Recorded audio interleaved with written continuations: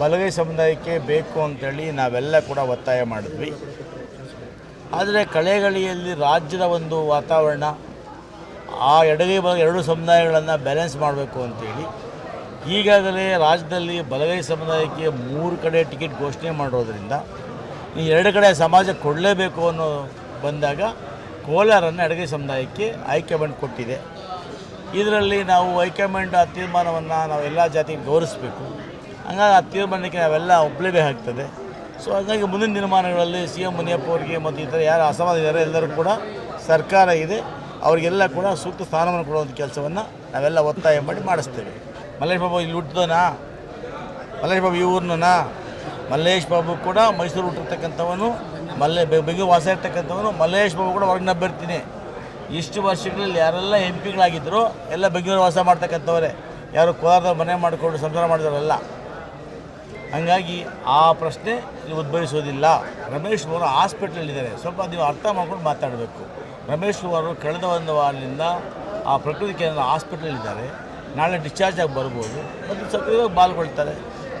KH ಮುನಿಯಪ್ಪನವರು ಕೂಡ ಅವತ್ತು ಆಶೀರ್ವಾದ ಮಾಡಿ ಕಳಿಸಿದ್ದಾರೆ. ನಿನ್ನೆ ಅವ್ರ ಮಗಳು ಮಾತಾಡಿದ್ದಾರೆ, ಅವರು ನಾನು ಖಂಡಿತವಾಗಿ ಮಾಡ್ತೀನಿ ಅಂತ ಹೇಳಿದ್ದಾರೆ. KH ಮುನಿಯಪ್ಪ ಅವರು ಕೂಡ ಗೌತಮ್ ಅವ್ರಿಗೆ ಆಶೀರ್ವಾದ ಮಾಡಿ ನಾನು ಆಶೀರ್ವಾದ ಅಂತೇಳಿ ಅವರ ಎಲ್ಲ ಪಾಲ್ಗೊಳ್ಳಿಸೋ ಬಂದು ಕೆಲಸ ಮಾಡ್ತಾಯಿದ್ದಾರೆ. ಇನ್ನೇನು ಮಾಡಬೇಕು ನಿಮಗೆ? ಈ ಪ್ರಚಾರ ಇವಾಗ ಶುರು ಮಾಡಿದ್ದೀವಿ. ಕ್ಯಾಂಡಿಡೇಟನ್ನು ಕಳೆದ 3 ದಿವಸಗಳಿಂದ ಪರಿಚಯ ಮಾಡುವಂಥ ಕೆಲಸ ನಡೀತಾ ಇದೆ.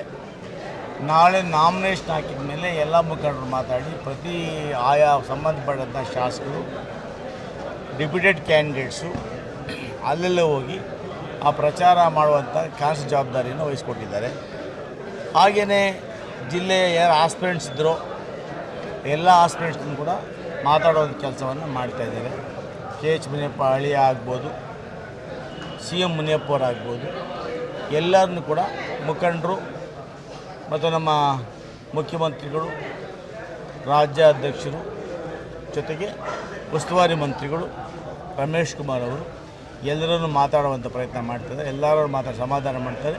ಅವರೆಲ್ಲ ಕಾಂಗ್ರೆಸ್ನವರೇ, ನಾವೆಲ್ಲ ಒಟ್ಟಾಗಿದ್ದು ಪಕ್ಷಕ್ಕೆ ಕೆಲಸ ಮಾಡ್ತೇವೆ. CM ಮುನಿಯಪ್ಪ ಅವರ ಟೀಮ್ ಎಲ್ಲ ಯಾವಾಗ ಬರ್ತಾರೆ ಸರ್?